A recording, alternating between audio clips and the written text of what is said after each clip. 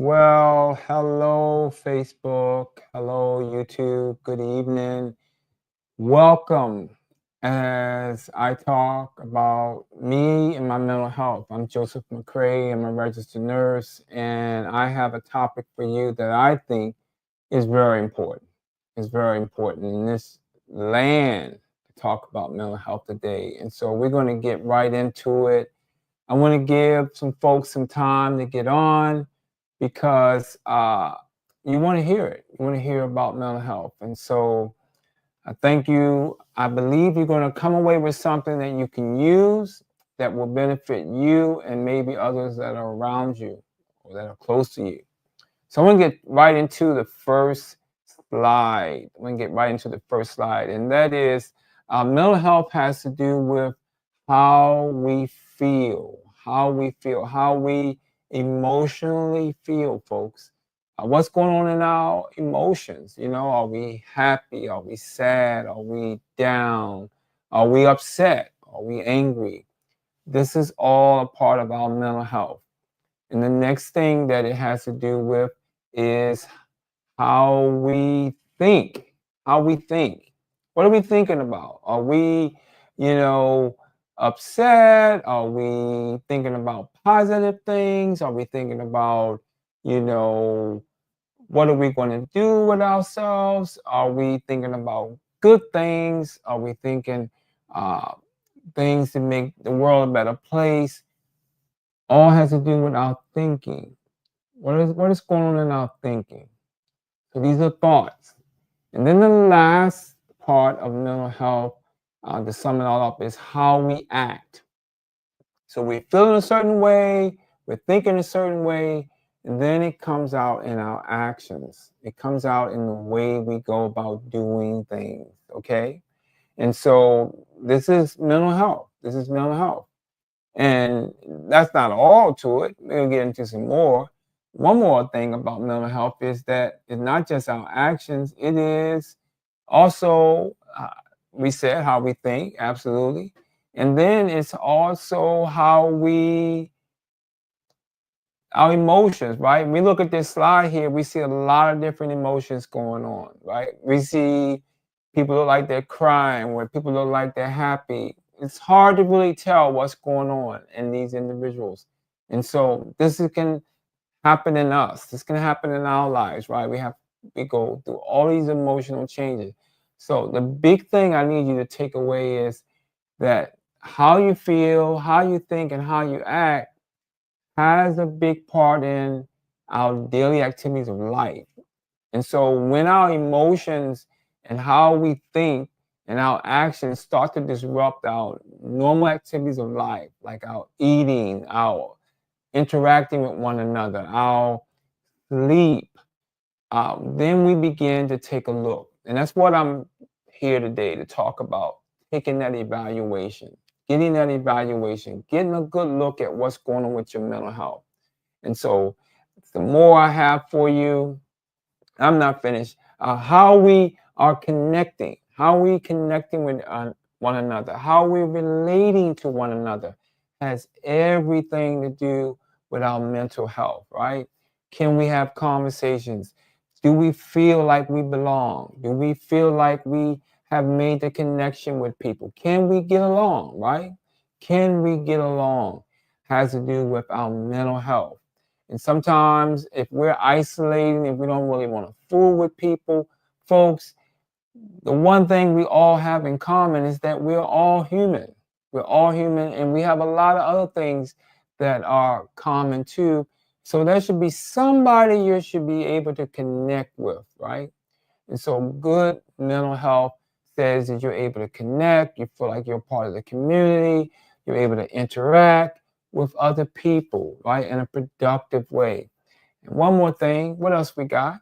We got some more. And then it comes down to our choices. What kind of choices are we making? Are we making choices that are leaving us feeling despondent, leaving us feeling like in despair, leaving us feeling frustrated?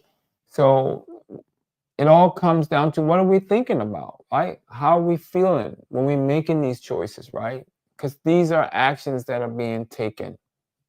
So I want us to get a good feeling, a good idea of what mental health is. I got a definition for you. We're gonna get right to that definition and speak to it. So before we get there, we go back to that foot. So when we look at this person's foot right here, we don't really know what's going on, right? We can't always tell, but let's look at the next person's foot. We see that foot, we say, hey, it's clearly something going on. So this is what we call signs and symptoms. So that is definitely, without a doubt, a sign. We clearly know a foot should not be that swollen, right? When we go back to the other foot, we're not sure if this person is just rubbing their feet. We're not sure if they're in pain. So people have signs and they have symptoms of mental health, right? And sometimes the signs are really positive, really good. They smile, they're happy. And then sometimes they're looking sad, they're upset, they're going after people. And sometimes that's a sign, right? We see that, wow, they're very irritable, they're very angry. So you can have symptoms is what you experience, signs is what we see. So when we see those 2 feet there, we don't really see anything going on there, but there could be some symptoms. But when we look at the other person's foot, we definitely, without a doubt, see there's a sign of some swelling. Absolutely. So let's give you an idea of what mental health could present like, what a person is experiencing, and then what other people can see. And then I'm not sure if I have another slide there. Let's see what we got. I've got the definition. That's what I wanted. So mental health includes our emotional, our psychological, and our social well-being, which is what I've been saying. It affects how we think, folks. It affects how we feel and how we act as we cope with life. In the treatment world, we say we're dealing with life on life terms. We use that terminology in drug addiction treatment. And it also determines how we handle stress. Stress has to do with a demand that's placed on us physically or mentally. If I go to lift this table up, that's a stress on my muscles, right? If I go to pull this banister, that's a stress. But then if I got a whole lot of things I'm worried about, a lot of things that I'm thinking about the job, I'm thinking about what I got to do this week, like that can be stressful too. And so mental health has to do with how you manage that stress, right? Everybody has stress. Everybody has a demand. Everybody has a challenge on their life. But there are folks who know how to manage it, not sweat the small stuff. As my sister used to say, don't sweat the small stuff. And so maintaining your mental health is important when it comes to that. And if you're finding that things are coming unraveled, that it's very difficult for you to manage life, deal with life on life terms, you may have to sit down and have a mental health evaluation. You may need to just go to your primary care doctor, go to your minister, and just ask for a counseling session and get that evaluation, because if it's starting to affect your daily life. And I want to go back to that definition again, because there was something else in there that was important. It says how you relate to others and how you make choices. How we relate to others, folks, is a big sign of mental wellness. Can you be friendly? Are you distant? Are you removed? Are you ready to always fight with people? Always, take up an issue. Every little thing is a big thing. So that's something to really, consider, because in the end, it takes a lot of energy to do all that. It takes a lot of energy to do that. And so nothing wrong with getting a mental health evaluation. Nothing wrong with checking it out, seeing where you stand. And when you go for this evaluation, folks, be honest. I tell people all the time, be honest, be open, share what's really going on with you so folks can get an idea of how to help you.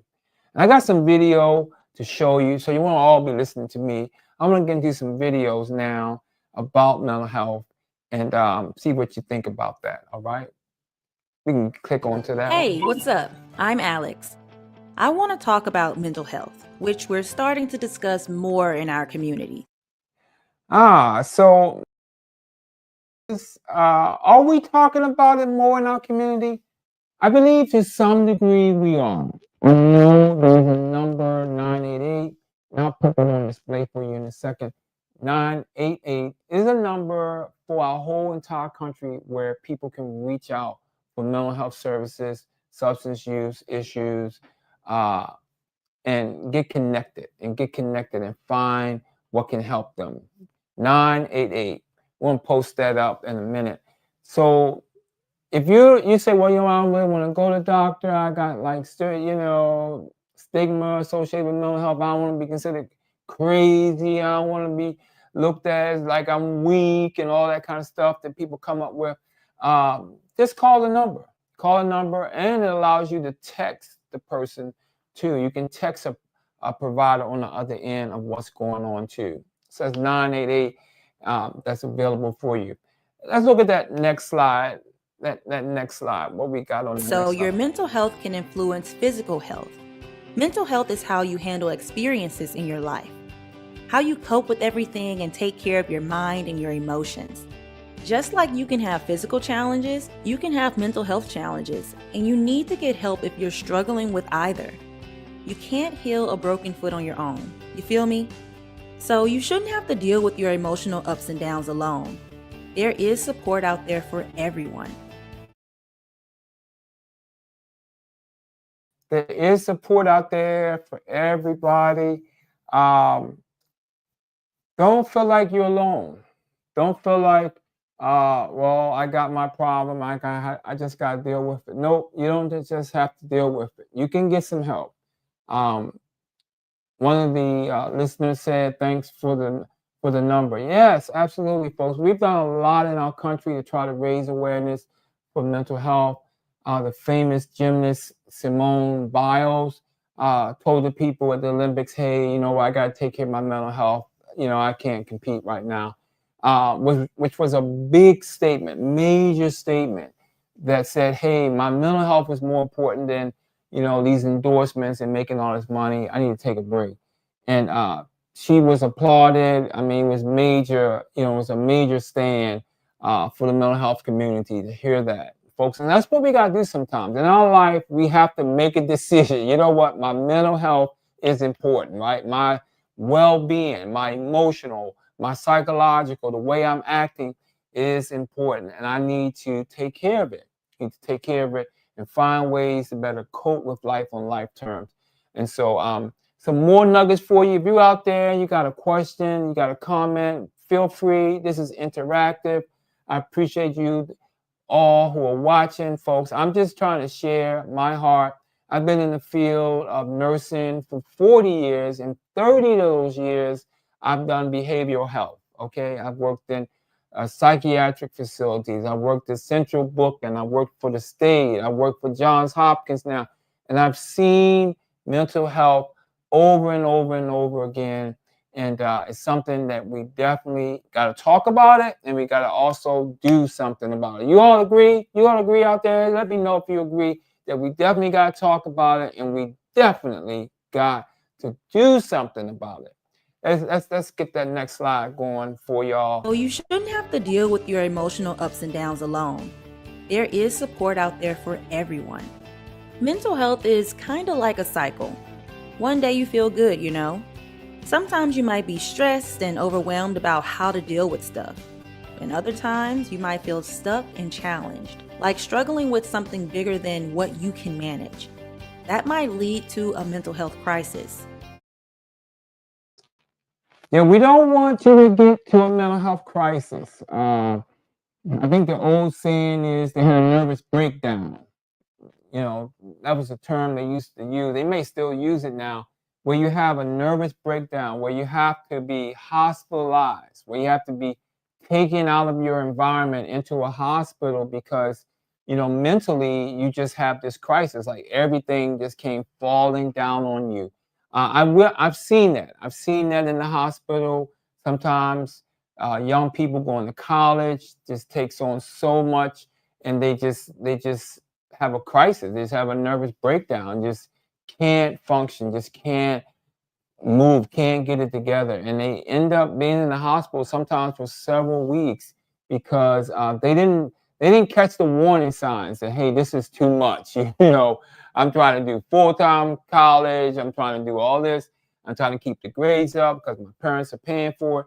And they end up having a breakdown. They end up having what we call a mental health crisis. And this can happen at any age to any person. If you're not careful, you're not seeing the warning signs, if you're not really connecting with people and listening to what other people are saying. Sometimes people that are close to you, who love you and you trust, will see things. They'll say, "Are you okay?"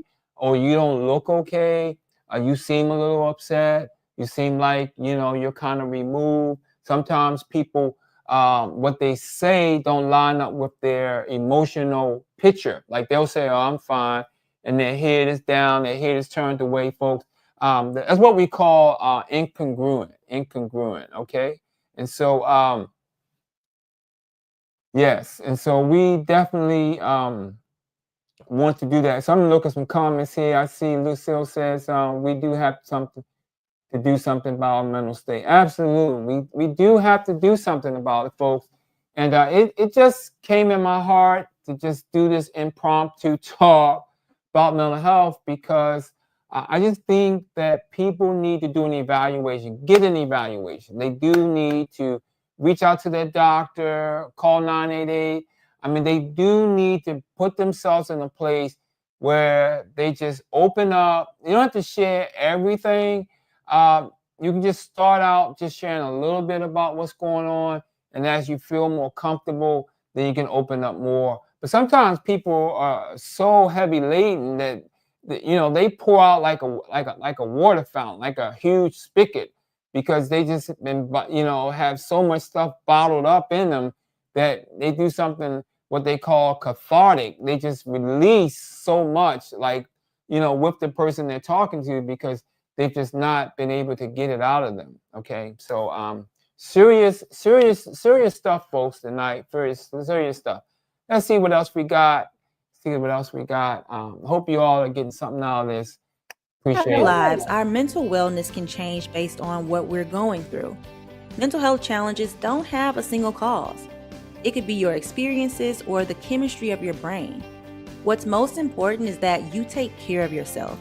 No matter how you're feeling, there is help for you. So it said that health could be a result of genetics, and it could be a result of experiences. So there's this thinking that 50% of what happens with our mental health is genetics. It's passed on through the genes. Then the other 50% has to do with our environment, what we get exposed to, trauma, frustrating situations, death, loss of a loved one, all those kind of things that we don't have any control over, but they can impact our brains and cause it to sort of shut down, kind of get rewired, because that stress overwhelms us, and the brain tries to make it better by suppressing it. But at the same time, we end up having struggles. We end up having something that we call PTSD, post-traumatic stress disorder. Our brain goes into safety mode, but at the same time, we end up dealing with flashbacks. Things keep popping up. We end up dealing with, a lot to kind of overcome that. And we've learned what it means to have post-traumatic stress disorder, and we also learned how to treat it and how to help people kind of get on with life. Because what mental health does is it ends up in disabling you, ends up keeping you from being your total you. Like, you can't be your total self or your best you because of past situations that have happened, or maybe some genetics. But you see, it doesn't matter what has happened in the past. You and I have got to go forward in our future. Like, we cannot hold on to the past. We can't blame people. We can't, keep making someone else responsible for our future. Our future is in our hands to make a difference, to get that evaluation, to find out what we need to do to work on ourselves to be that better person. Does that make sense? I mean, I hope I'm not saying anything that you don't already know, right? We have the power to make the difference in ourselves. We cannot put that blame on other people. Some people have done us wrong. They weren't right people, and they thought that what they were doing was right, but it was wrong. But in the end, you and I have got to get a look at it, get an assessment, and figure out how do we go on from here, right? We can't stay stuck. The days of staying stuck are over. We got to move forward.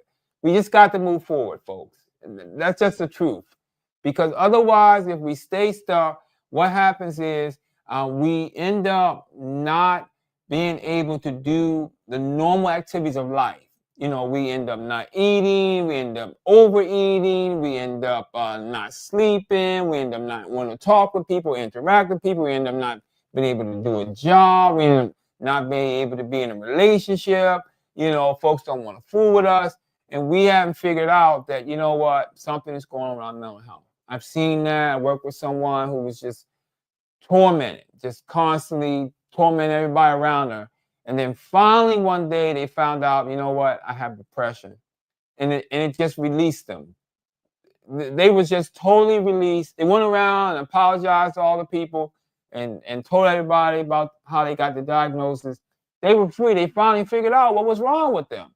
Folks, let us not be in darkness. Let us be in the light, okay? Let us be in the light.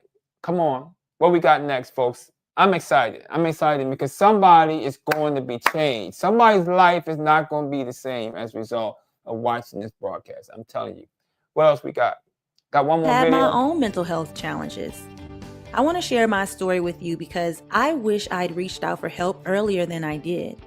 I was always feeling low, tired, and noticed that I was getting irritated and angrier. I started sleeping more to try to forget about how I was feeling. I kind of knew something was wrong because I couldn't shake it. I'd been facing more stress than normal, but I come from an immigrant family. Everyone holds me to really high standards. I felt like there's no room for mistakes or struggles. I didn't want to reach out because I didn't want anyone to think I was weak or crazy. There was also a language difference. I didn't even know where to start. I wanted someone that looked or talked like me to understand. I felt so uncomfortable and lost. Wow. So, a lot of issues going on there, right? There was some language issues. She was worried about people thinking she was weak or crazy.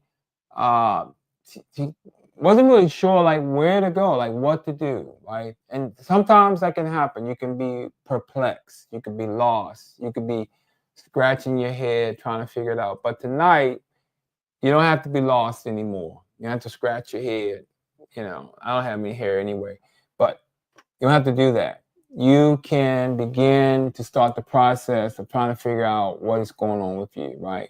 You just got to reach out. I gave you some tips. Your pastor, your spiritual leader, your primary care doctor. You can call 988. They'll give you resources and places to go in this town, Baltimore, wherever you are, whatever country or state you're on, mainly for the United States, 988. All right, let's see. We got one more slide for you folks, and then I'm gonna kind of slow down. I finally talked to one of my friends who went through something similar. She told me about the differences between seeking a professional versus talking to family and friends. She said her therapist walked her through everything, like you can get better by doing this, and will continue to, like monitor how you feel. I decided to go to a community center first. It made me feel less alone to find a community of people I related to, and made me feel more comfortable with going to therapy in the future if I ever have problems again. There are so many ways that people can take care of themselves. Most people have their own struggles at some point. You might experience physical or emotional changes or changes in your routine.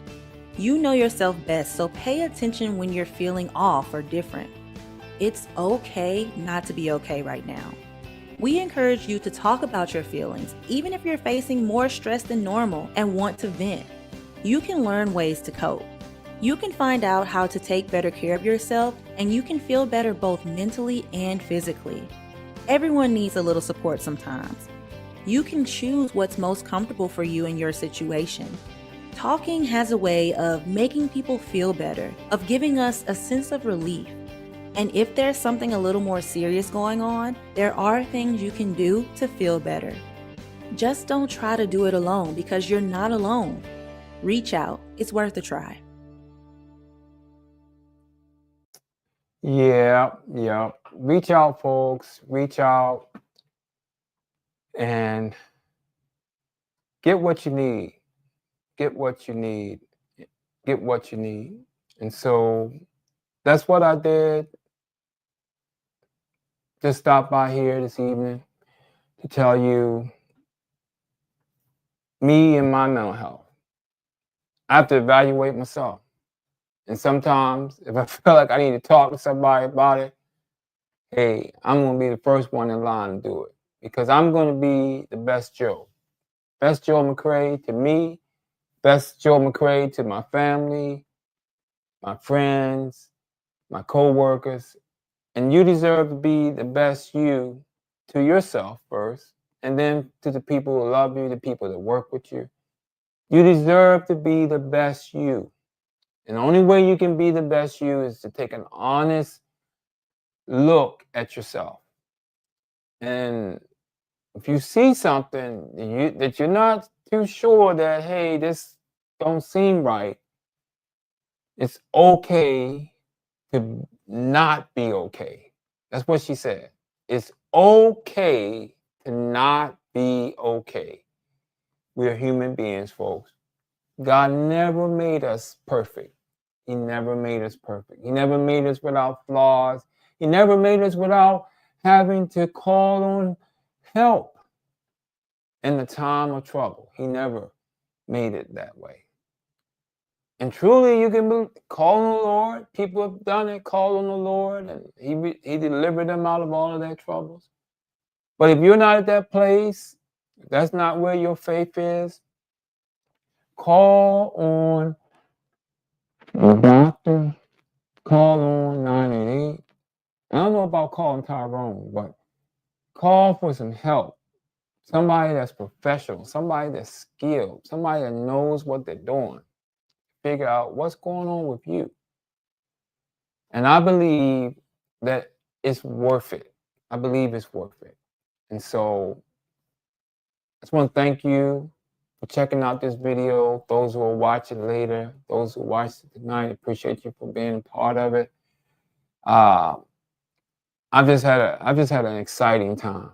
I've just had an exciting moment to share about mental health. And that's all I got for you, folks. And I appreciate it. Remember, it's okay to not be okay. Thank you for your time. Appreciate you. Do what's best for you.